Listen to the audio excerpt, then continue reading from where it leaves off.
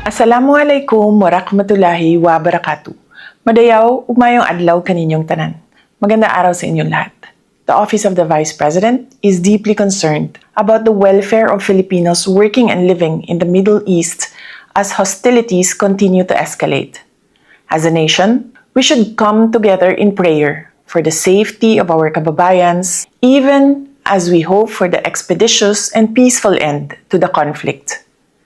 Sa ating mga kababayan sa Middle East, napakahalaga ng inyong kahandaan ngayon higit kailanman. Umiwas sa fake news, disinformation, at misinformation.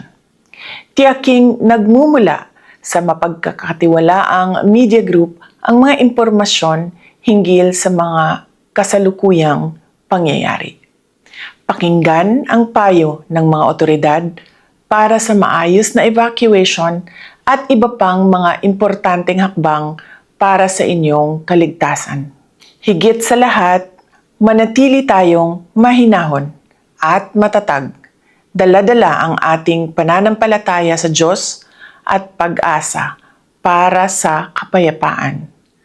To all the governments involved in the conflict, we hope that you will always uphold the norms that safeguard humanity during these challenging times.